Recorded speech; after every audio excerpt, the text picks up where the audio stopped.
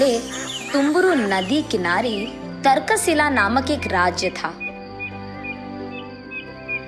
वहाँ अलग प्रकार के आलू रहते थे। उनमें से सुंदर और कोमली नामक पति पत्नी के 3 बच्चे थे, जुन्नू, मुन्नी और बन्नी। एक दिन बन्नी उसकी बड़ी बहन मुन्नी के पास जाकर, दीदी, कल रात जोर से बारिश आई थी ना, बहुत सारा पानी भी आया, वो पानी कहाँ चला गया? ऐसे पूछता है। ये सुनकर मुन्नी, अरे बाप रे, इसने शुरू कर दिया इसके उटपटांग सवाल। और क्योंकि वो उसका जवाब नहीं दे पाई, वो किसी के बुलाने का नाटक करके, हाँ माँ, अभी आई, कहकर चली जाती है। तब बन्नी जुन्नू के पास जाकर, भैया, वो कल रात करके वही सवाल पूछता है। तब जुन्नू, अरे इतना आसान सा सवाल, कुछ नहीं बनी, वो सारा पानी धरती के अंदर चले जाता है। ऐसे वो उसके प्रश्न का जवाब देता है। तो फिर धरती के अंदर बहुत सारा पानी है क्या? हाँ, हम जो भी पानी हर रोज उपयोग करते हैं वो सब धरती में ही रहता है। ओह, तो फिर एक दिन क्या धरती पानी से भरकर बलून की तरह फट जाएगा क्या? ऐसे वो भोला बच्चा कहता है। ऐसा नहीं फटता है, हमारा धरती बहुत मजबूत और ताकतवर है। जितना भी मजबूत क्यों ना हो, एक ना एक दिन तो उसे फटना ही होगा ना। अरे रे, हमारे धरती का आसमान से एक कनेक्शन होता है। जब भी धरती पे पानी बहुत ज्यादा हो जाता है ना, वो आसमान के बादलों में भरकर बारिश की तरह बरसता है। ओह, ये है बात, ये तो बहुत प्यारा सेटिंग है। ऐसे कहता है। वो जुन्नू की तरह उस प्रश्न से नहीं भागता है, उसके बजाय उसको अच्छे से उसकी भाषा में समझाकर उसके छोटे भाई का बहुत अच्छा ख्याल रखता है। बन्नी का उम्र सबसे भले ही कम क्यों ना हो, वो सबसे ज्यादा तेज था। वो अपने भाई जुन्नू और बहन मुन्नी से हमेशा कोई ना कोई सवाल पूछते ही रहता था। इन तीनों का ख्याल रखते रखते माँ बाप सुंदर और कोमली कभी कभी थक जाते थे, लेकिन उन तीनों को साथ में खेलते देख वो बहुत खुश होते थे। ऐसे ही एक दिन वो तीनों उस राज्य में हो रहे एक बाजार के लिए निकलने की तैयारी करते हैं, मगर उस बाजार तक पहुंचने के लिए उनको तुम्बर नदी पार करना होगा। इसलिए सब एक बड़ा सा नाव चढ़ते हैं। उन सब के साथ ही कुमारी भी उस नाव में बैठती है।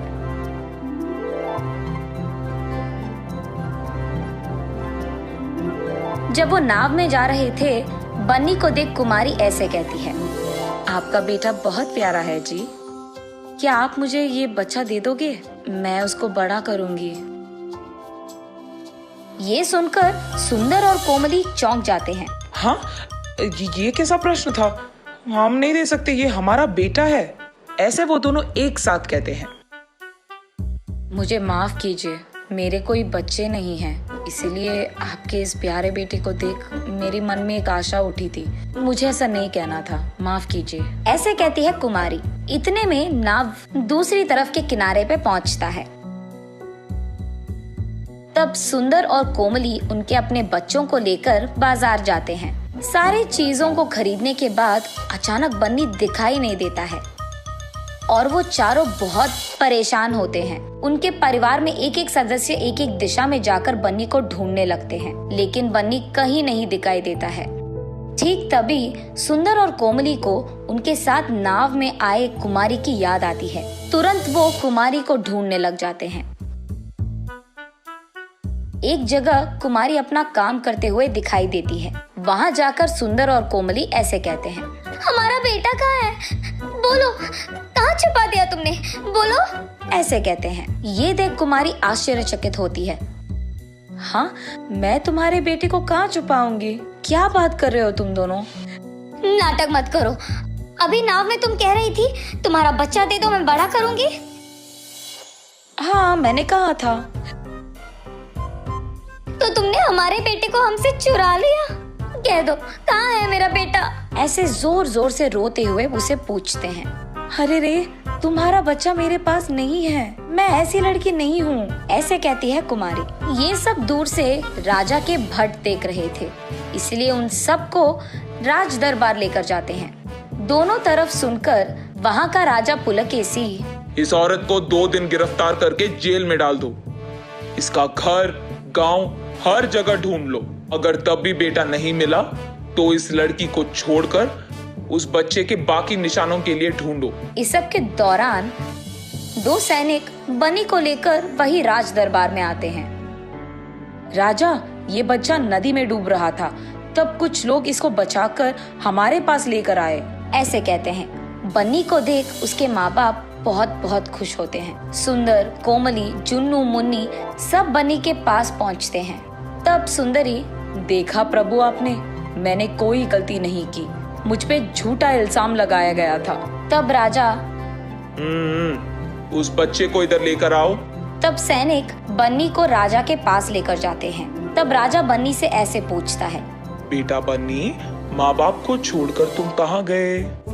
तुम नदी तक क्यों गए? हाँ, मैं नाव के नीचे मौजूद उस बड़े इंसान को देखने गया, कहता है बन्नी भोलेपन से।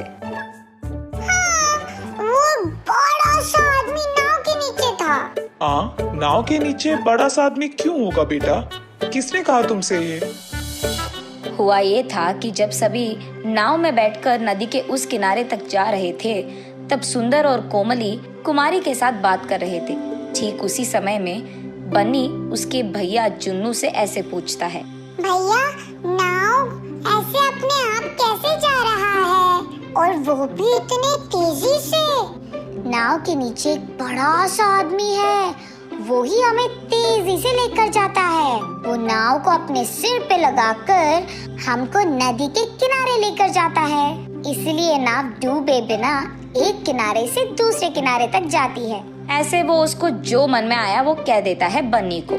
इसी कारण बन्नी उस बड़े से आदमी को देखने नदी के किनारे गया था और उसी कोशिश में वो डूब भी गया था, और ठीक तभी कुछ लोग उसे बचा लिए थे। तब ये बात सबको समझ आती है और उसका भोलापन देख सभी हंस पड़ते हैं। मुन्नी, जुन्नू और बन्नी को समझ नहीं आता है कि सब हंस क्यों रहे हैं, लेकिन कुछ देर बाद वो भी हंस पड़ते हैं। तब पुलकेशी, बहुत समय बाद मुझे बहुत हंसी तुम लोगों की वजह से ही आई है। ये कहकर सबको सोने के सिक्के देकर वहां से उन्हें भेज देता है। दूसरी तरफ सुंदर और कोमली को बहुत खुशी होती है कि परेशान करने के बाद कम से कम उनके बच्चों को सोने के सिक्के तो मिले और बच्चे सही सलामत भी थे।